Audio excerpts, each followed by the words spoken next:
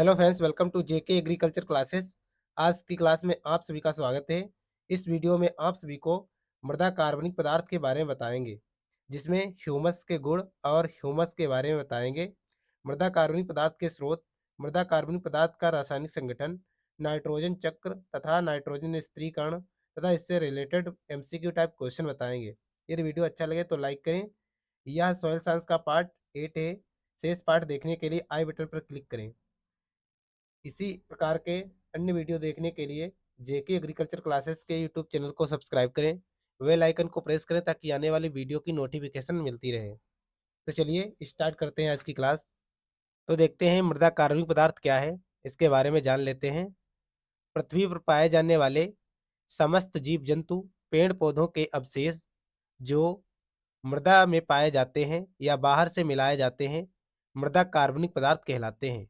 यह इसकी डिफिनेशन है मृदा कार्बनिक पदार्थ की। मृदा जैविक पदार्थ में पेड़ पौधे, जीव जंतु के अवशेष, कीड़े मकोड़े तथा सूक्ष्म जीव आदि होते हैं। मृदा में 5% तक कार्बनिक पदार्थ पाया जाता है तथा जैविक मृदाओं में 20 से 95% तक कार्बनिक पदार्थ पाया जाता है। कार्बनिक पदार्थ के स्रोत।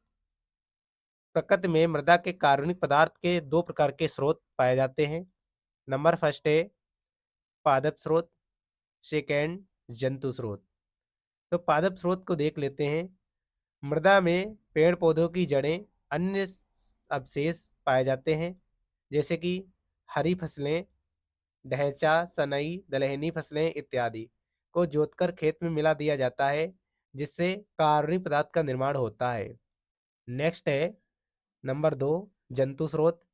जीव जंतु, कीड़े मकोड़े, जानवर तथा सूक्ष्म जीव आदि द्वारा त्यागे गए मलमूत्र तथा जीव जंतु स्वयं मर जाते हैं और उसी मृदा में विघटित होकर मिल जाते हैं, जिससे मृदा कार्बनिक पदार्थ का निर्माण होता है। तो इस प्रकार से जंतु स्रोत से मृदा कार्बनिक पदार्थ का निर्माण होता है।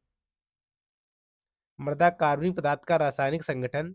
मृदा कार्बनिक पदार्थ दो प्रकार के यौगिक से बना होता है, जिसमें नंबर फर्स्ट है कार्बनिक यौगिक, सेकेंड है अकार्बनिक यौगिक। कार्बनिक यौगिक नंबर 1। कार्बनिक यौगिक निम्न प्रकार के होते हैं। नंबर फर्स्ट है नाइट्रोजन युक्त यौगिक। मृदा में 0.02 से 0.04% नाइट्रोजन पाई जाती है, जबकि कार्बनिक मृदा में 2.5% तक नाइट्रोजन पाई जाती है। संपूर्ण मृदा में 92 से 96% कार्बनिक पदार्थ में नाइट्रोजन पाई जाती है। यह नाइट्रोजन मृदा में दो रूप में पाई जाती है। नंबर 1 है जल में घुलनशील और नंबर 2 है जल में अघुलनशील। नंबर 2 है नाइट्रोजन रहित यौगिक। इसमें मोनोसेकेराइड, डाइसेकेराइड, ओलिगोसेकेराइड और पॉलीसेकेराइड आदि कार्बोहाइड्रेट्स पाए जाते हैं। नंबर 3 है कार्बनिक अम्ल। ये पादप वृद्धि के लिए आवश्यक होते हैं। ये जैविक मृदाओं में बहुलता में पाए जाते हैं। ये निम्न प्रकार के होते हैं, जैसे कि एस्टिक, प्रोपियोनिक, ऑक्जेलिक, सेकेरिक, ओमीटिक, वेंजोइक इत्यादि अम्ल। नेक्स्ट है नंबर 4 टेनिन। ये फिनॉल समूह में आते हैं, जैसे कि पॉलीहाइड्रोक्सी फिनॉल इत्यादि। नेक्स्ट है 5 पिगमेंट। इसमें क्लोरोफिल, केराटिनॉइड्स, केरेटिनाइड में केरेटिनाइड, एंथोक्जेंथिन और एंथोसाइनिन आदि पाए जाते हैं। नेक्स्ट है नंबर 6 मोम, वसा और रेजिन। ये अति जटिल रूप में विद्यमान होते हैं। ये सूक्ष्म जीवाणुओं द्वारा बहुत मंद गति से विघटन होता है।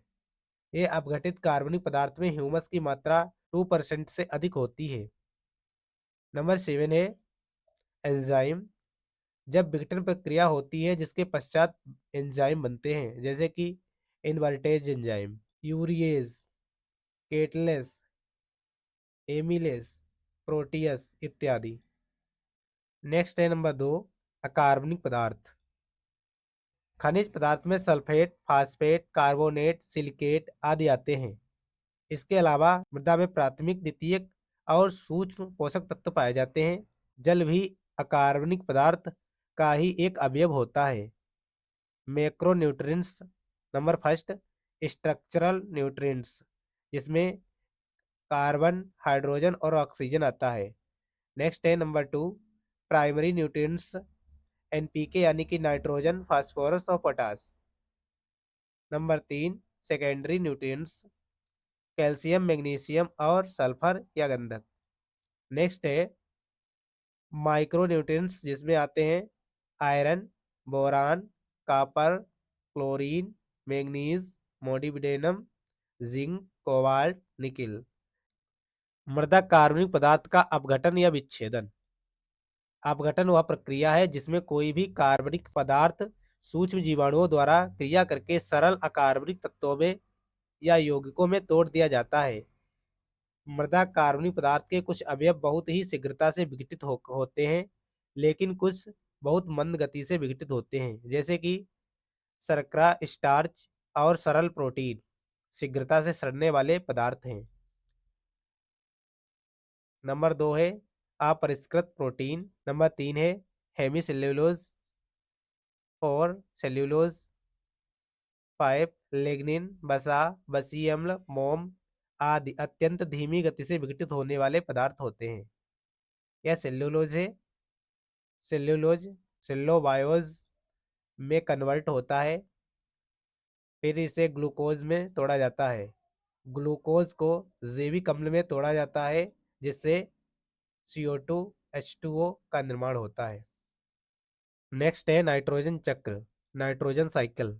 वायुमंडल में 78.9% तक नाइट्रोजन पाई जाती है, जो नाइट्रोजन स्थिरीकरण बैक्टीरिया द्वारा भूमि में स्थिरीकरण होता है।